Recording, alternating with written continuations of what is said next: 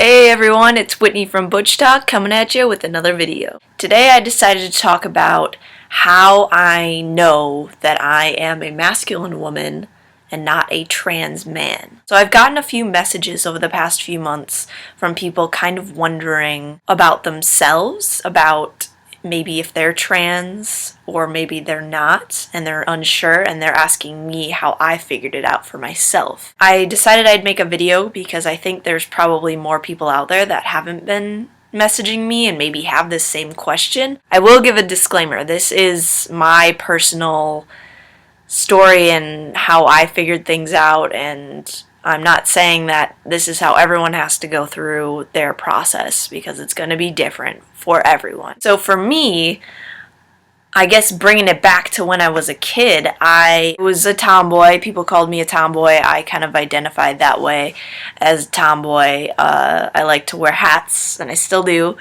and played a lot of sports. And yeah, just doing things more stereotypically masculine.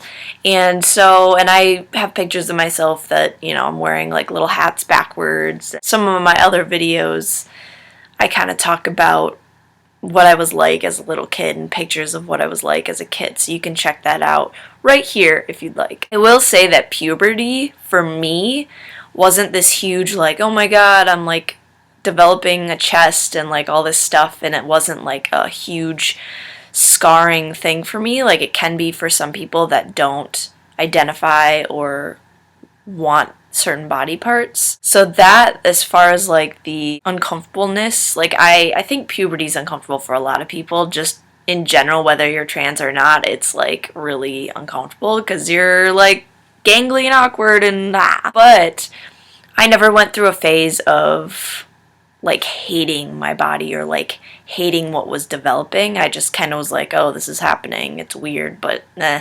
As an adult, like as I started kind of figuring out like, oh, I really feel more comfortable dressing this way, I feel most comfortable with short hair, and some of the ways that I carry myself and the way I go about the world is more on the masculine side. I never felt like, oh, that means I'm a guy. It's hard to put into words.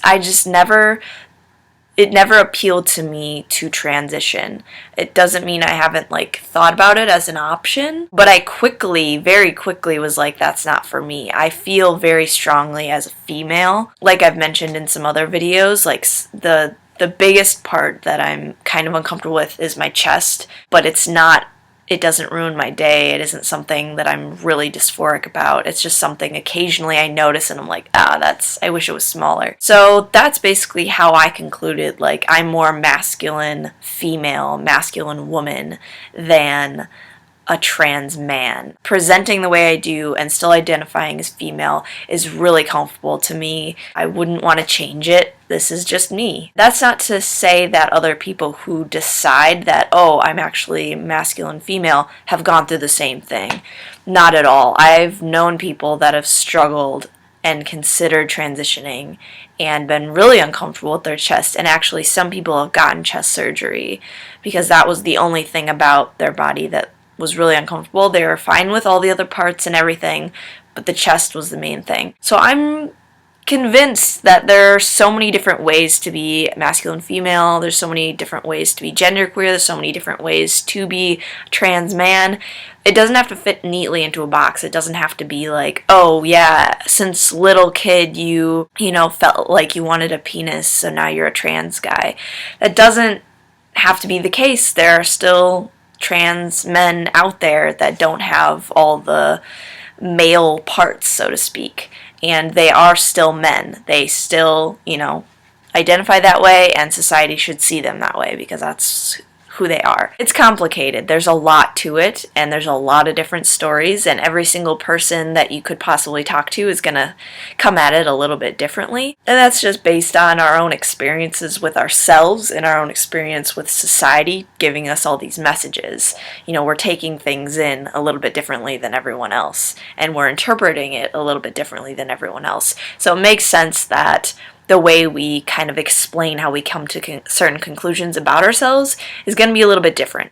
That's my 2 cents. If you're in the position and you don't know, like, am I a trans man? Am I a masculine woman? Should I just not even pick a a label at all of those are fine. And know that you're totally not alone in this at all. Like, there's so many people out there that are questioning this, or maybe made the decision one way or the other and then decide later on in life, you know what, this isn't a good fit for me anymore, or never really was, and then they go back to whatever they were or try something else out. That's totally fine. We don't have to be stuck in one label or one identity for our whole lives. I think that possibly is where a lot of the anxiety comes from, and like, oh, I have to decide right now. And I understand that to a certain extent. Like, you want to know who you are. Like, that's like a big part of you. You want to know who you are, so then when you're putting yourself out there, you're doing it in a way that's accurate.